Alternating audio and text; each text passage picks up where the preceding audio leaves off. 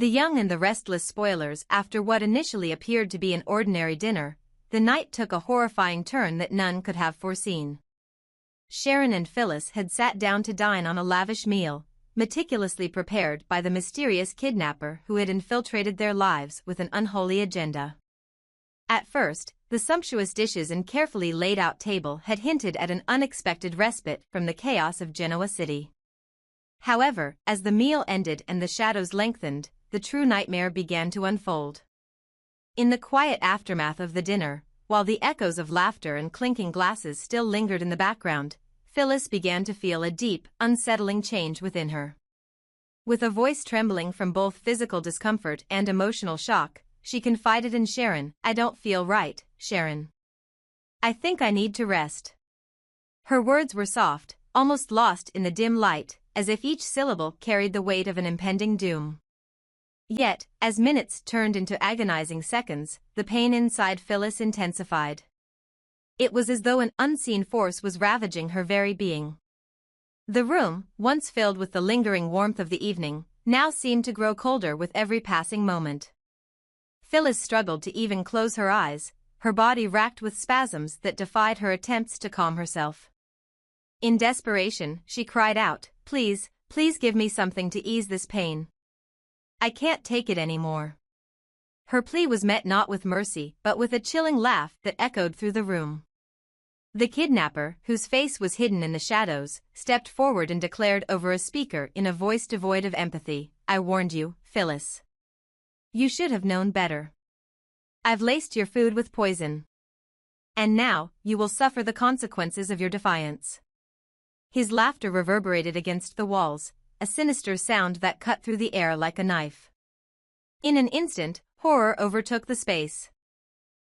Phyllis, once a pillar of strength and fiery determination, collapsed onto the floor. Her body convulsed as she began to vomit violently, each heave a painful reminder of the toxic betrayal that had been served to her. The scene was unbearable, a mix of agony and despair that painted the room in a macabre tableau of suffering. Sharon, paralyzed by shock and disbelief, could only watch in horror as her dear friend writhed on the cold floor. Desperation soon gave way to a frantic embrace as Sharon rushed to Phyllis's side. The two women clung to each other in a futile attempt to share warmth and comfort in the midst of such unbearable torment. "I won't let you go, Phyllis," Sharon whispered fervently, tears streaming down her face. But as Phyllis's pain escalated, even the solace of an embrace could not stave off the relentless agony that racked her body. The room seemed to close in around them, filled with the echo of the kidnapper's malevolent laughter and the unending sound of Phyllis's suffering. Then, as if to heighten the cruelty of the moment, the kidnapper's voice boomed through the speaker once again. "Listen well," he declared in a tone as cold as steel, "Phyllis must die for Sharon to survive. I have designed this fate precisely. The only path to your continued life is through the sacrifice of her. Let her pain be your penance, and her death, your salvation." His words were a venomous mixture of cruelty and twisted logic, targeting the very core of their shared will to live. Sharon's heart pounded in her chest as she absorbed the full horror of his ultimatum. The idea that her survival was somehow contingent on the death of the woman she loved was a torment beyond measure. Gritting her teeth against the rising tide of despair, she looked into Phyllis's eyes, already clouded with the agony of impending death, and made a vow that resonated with every fiber of her being. "I will not let you take her away from me," Sharon declared in a voice trembling with both determination and grief. "If Phyllis must die, then I will die with her. I refuse to live in a world where I have lost her." In that heart-wrenching moment, as the poison surged through Phyllis's veins and the kidnapper's malevolent laughter filled the room, a profound bond of defiance was forged between the two women. Sharon's words, fueled by raw emotion and unyielding loyalty, challenged the cruel fate that had been imposed upon them.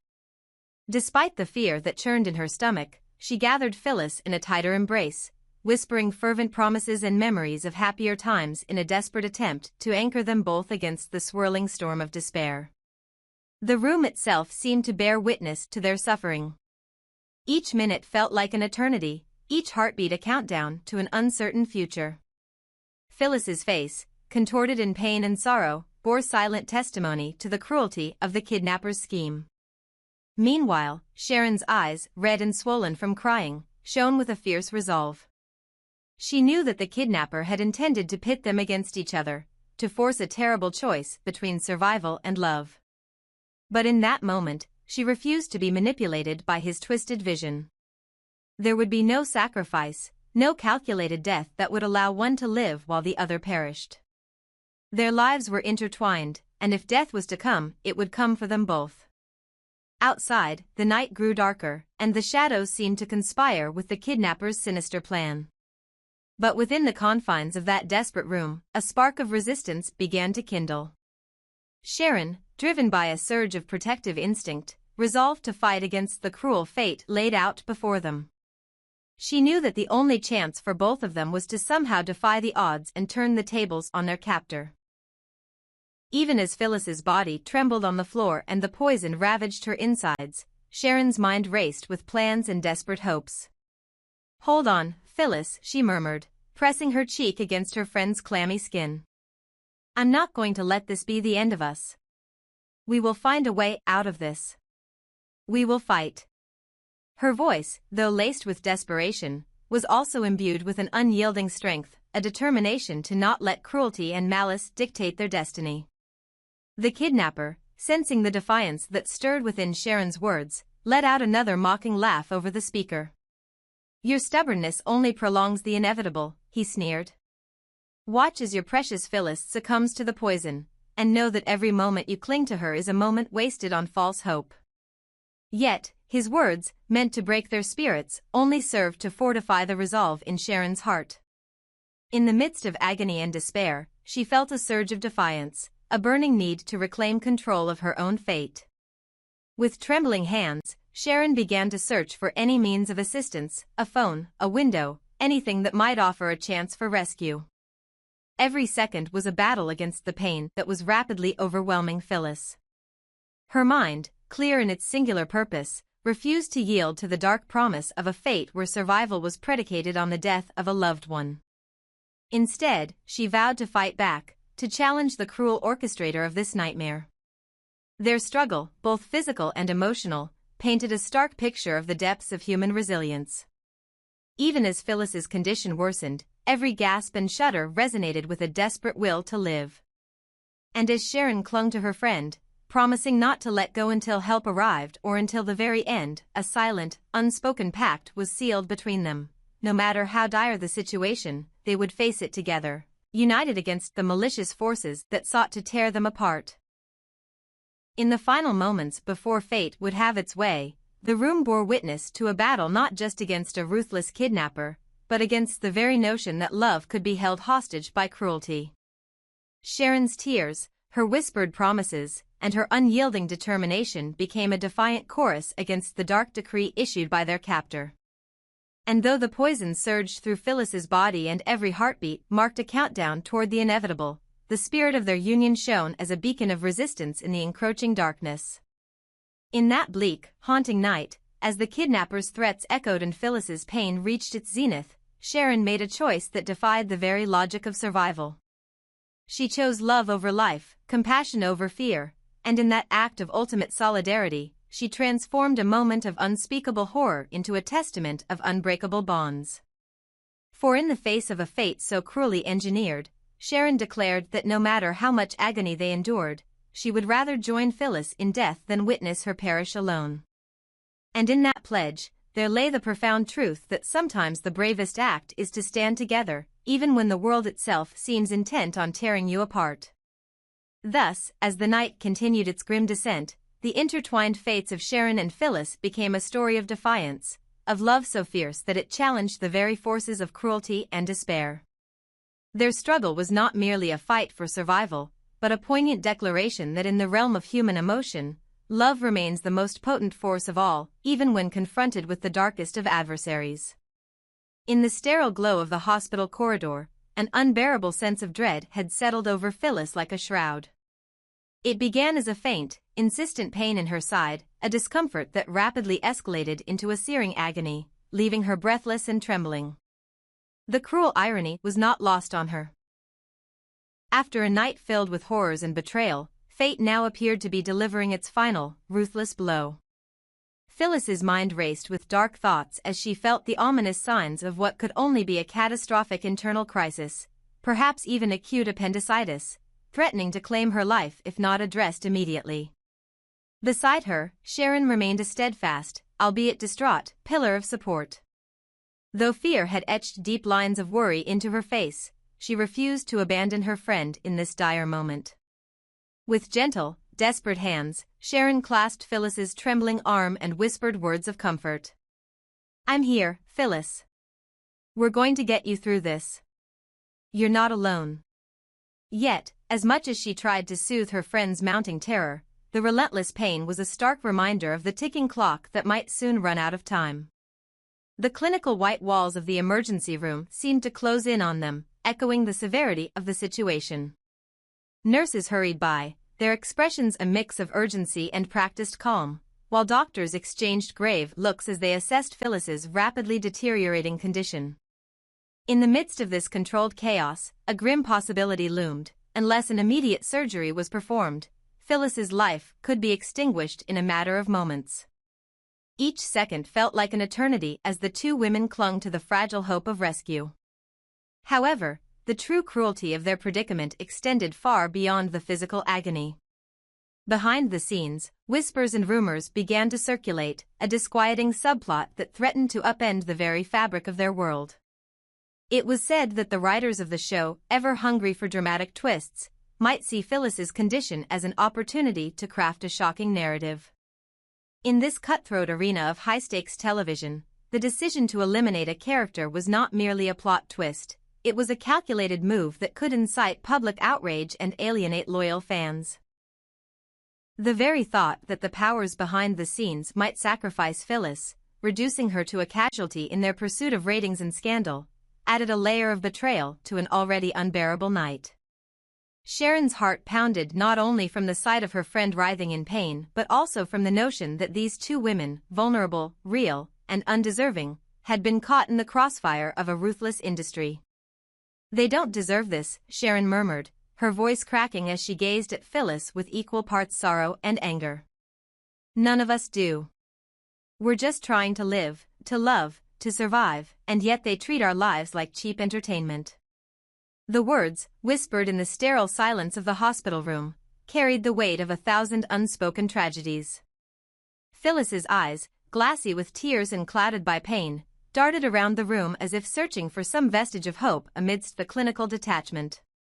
The internal battle she waged was more than just against her failing body, it was a struggle against an external force that seemed determined to reduce her existence to a mere plot device. Each wave of pain, each convulsion, was a cruel reminder that her fate was being dictated by forces beyond her control, a narrative written by unseen hands that valued drama over dignity. As the minutes bled into what felt like hours, the ominous beeps of monitoring machines served as a haunting soundtrack to the unfolding drama. Sharon, ever vigilant, cradled Phyllis's head in her lap, her fingers tracing the familiar lines of a face now etched with both suffering and resilience. In a voice thick with emotion, she promised, "I won't let them take you from me. If they think they can use your pain to stir up more headlines, then I'll stand with you until the very end." Her determination was palpable, a raw, unyielding force that defied the cold calculus of the entertainment world that had brought them here. Outside the locked doors of the emergency room, the world of Genoa City and its cutthroat media circus continued unabated. The rumor mill churned with speculation. Could the impending surgery be a turning point in the show, a move designed to shock viewers with the loss of a beloved character? Would the audience, already weary of manipulation and contrived tragedy, soon rise up in protest if Phyllis were to be written off the series? The very idea that their lives could be pawns in a game of ratings war was a bitter pill to swallow, a reminder that even in moments of genuine human suffering, art and commerce often blurred the lines of empathy. In that heart-wrenching limbo between life and death, the stark reality was that Phyllis and Sharon were unwilling victims in a system that saw their pain as just another means to an end. They had become entangled in a narrative of cruelty, one where the pursuit of high drama could come at the cost of a life, or the dismantling of a bond forged through years of shared struggles. Yet, despite the overwhelming despair, there was an ember of defiance that refused to be snuffed out. Sharon's resolve hardened as she looked down at Phyllis, whose breaths came in short, painful gasps. "No matter what happens, I'm not letting you fade away like a forgotten script," she vowed, her eyes shining with tears and determination. "We are more than the characters they write about. We are real, and we deserve a chance at life, even if it means defying their twisted narrative." In that moment, Sharon became not just a caregiver, but a fierce guardian of hope, determined to challenge a system that had tried to reduce her friend to a tragic plotline. The hours that followed were a blur of urgent decisions and frantic medical interventions. Doctors, fully aware of the gravity of the situation, scrambled to stabilize Phyllis, weighing the risks of immediate surgery against the potential for irreversible damage. In the sterile operating room, where every second counted, the human spirit was pitted against the relentless march of time. And all the while, the silent, unyielding presence of the audience and the unseen writers loomed large, a reminder that in the world of Genoa City, every heartbeat was a negotiation between reality and artifice. Amidst the chaos, a small, resilient spark of hope began to emerge. The medical team, recognizing the critical nature of Phyllis's condition, decided that the surgery was not only necessary but urgent. As Phyllis was wheeled into the operating theater, Sharon's grip tightened on her hand, a silent plea for strength and survival passing between them. "We're going to get through this," she murmured, her voice a blend of hope and defiance. "I promise you, Phyllis. I won't let them win. I won't let them write the end of our story." In that solemn moment, the cruel narrative being spun by external forces was momentarily challenged by the unbreakable bond of friendship and love. Phyllis and Sharon, caught in the vortex of pain and uncertainty, refused to be defined by the cold, calculated ambitions of those who sought to exploit their suffering for the sake of dramatic flair. They were survivors, and no matter how ruthless the circumstances, they would fight, not just for their lives, but for the dignity and truth of their shared journey. The ordeal had stripped away any pretense of glamour that Genoa City's high-stakes drama often relied upon.